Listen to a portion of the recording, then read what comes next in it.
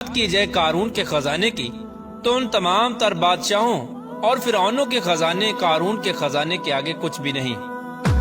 پیارے دوستو، قارون کے پاس کتنا خزانہ تھا اس کا اندازہ اس بات سے لگایا جا سکتا ہے کہ آج کے دور میں تمام دنیا کے مال و دولت اور تمام خزانوں کو جمع کیا جائے اور اس کا موازنہ کیا جائے قارون کے خزانے کے ساتھ تو تمام دنیا کی دولت اور خزانے قارون کے خزانے کا ایک معمولی سا حصہ بنتے ہیں، بلکہ قارون کے پاس اس سے بھی کہیں زیادہ مال و دولت اور کہیں زیادہ خزانے تھے۔ پیارے دوستو، حقیقت میں قارون کون تھا اور اس کے پاس اتنا خزانہ آیا کہاں سے، اور پھر اس خزانے کا وبال اس قارون پر کس طرح پڑا اور اس نے کس طرح اللہ تبارک و تعالیٰ کی نافرمانی کی، اور پھر اللہ تبارک و تعالیٰ نے اس کو کس طرح زمین کے اندر اس کے خزانے کے ساتھ غرق کیا۔ روایات میں آتا ہے کہ قارون بہت ہی خوبصورت آدمی تھا جو حضرت موسیٰ علیہ السلام کا چچا زاد بھائی تھا۔ وہ بنی اسرائیل میں توریت کا بہت بڑا عالم تھا اور یہ با اخلاق اور ملنسار انسان تھا، لیکن بے شمار مال و دولت کے آتے ہی ایک دم سے بدل گیا اور حضرت موسیٰ علیہ السلام کا بہت بڑا دشمن اور مغرور ہو گیا۔ پیارے دوستو، اس کے پاس اتنا خزانہ تھا کہ 70 اونٹ اس کے خزانے کی چابیاں لے کر چلا کرتے تھے۔ بعض روایات میں آتا ہے کہ قارون لوگوں کو سود پر مال دیا کرتا تھا، جس کے بدلے میں وہ لوگوں سے 2 گنا وصول کیا کرتا تھا۔ اس طرح آہستہ آہستہ یوں ہی وقت گزرتا گیا اور اس کے پاس کثیر تعداد میں مال و دولت جمع ہو گیا اور یہ مصر کا امیر ترین شخص بن گیا۔ ادھر جب اللہ تبارک و تعالی نے زکوٰۃ کا حکم نازل کیا تو حضرت موسیٰ علیہ السلام نے اس کو زکوٰۃ دینے کا کہا، تو اس وقت اس نے حضرت موسیٰ علیہ السلام کے روبرو یہ عہد کر لیا کہ وہ اپنے تمام خزانوں میں سے 1000واں حصہ زکوٰۃ کا نکالا کرے گا۔ مگر جب اس نے مال کا حساب لگایا تو یہ ایک بہت بڑی رقم بنتی تھی۔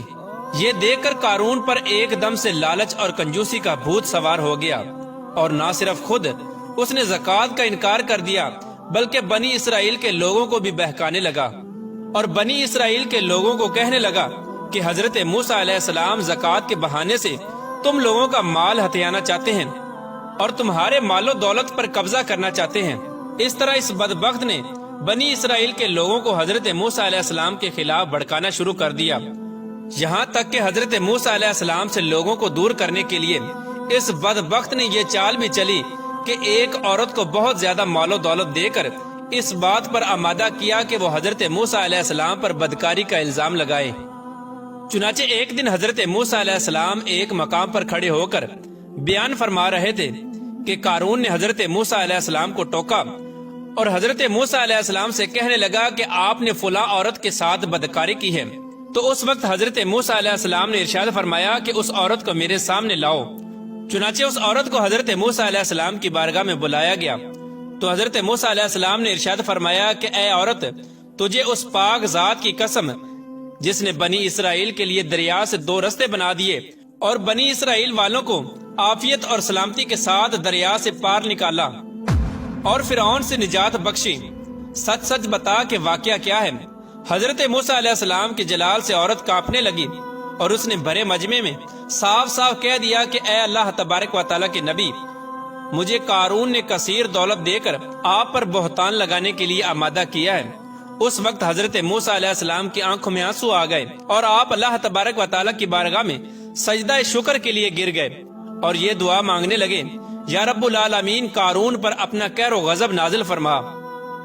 اس دعا کے بعد حضرت موسیٰ علیہ السلام نے بڑے مجمع میں یہ ارشاد فرمایا کہ جو کوئی قارون کا ساتھی ہے وہ قارون کے ساتھ کھڑا رہے اور جو میرا ساتھی ہے وہ قارون سے جدا ہو جائے۔ چنانچہ اس وقت 2 افراد کے سوا تمام بنی اسرائیل والے قارون سے الگ ہو گئے۔ پھر حضرت موسیٰ علیہ السلام نے زمین کو حکم دیا کہ اے زمین تو اس کو پکڑ لے،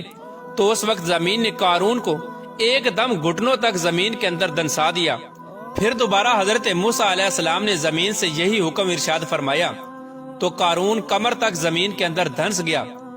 یہ منظر دیکھ کر قارون رونے لگا اور التجائیں کرنے لگا اور اپنی رشتہ داری کے واسطے دینے لگا،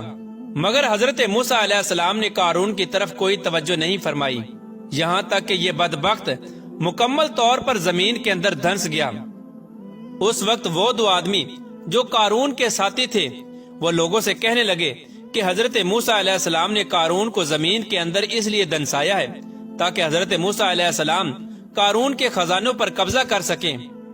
تو اس وقت حضرت موسیٰ علیہ السلام نے اللہ تبارک و تعالیٰ کی بارگاہ میں یہ دعا کی کہ قارون کا مکان اور خزانہ بھی زمین کے اندر دنسا دیا جائے۔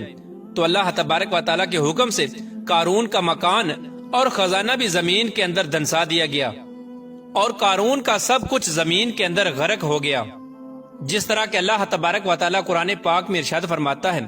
اور جو بخل کرتے ہیں اس چیز میں جو اللہ تبارک و تعالیٰ نے انہیں اپنے فضل سے دی، ہرگز اسے اپنے لیے اچھا نہ سمجھے بلکہ وہ ان کے لیے برا ہے۔ ان قریب وہ جس میں بخل کیا کرتے تھے قیامت کے دن ان کے گلے کا طوق ہوگا،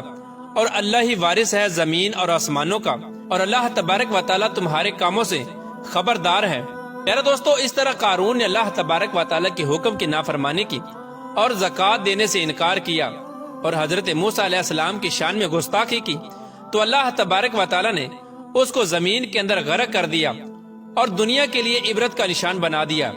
اللہ تبارک و تعالیٰ سے دعا ہے کہ اللہ تبارک و تعالیٰ اپنے تمام احکامات پر عمل کرتے ہوئے زندگی گزارنے کی توفیق عطا فرمائے اور حضور صلی اللہ تعالیٰ علیہ وآلہ وسلم کی غلامی کے اندر جینا مرنا نصیب فرمائے۔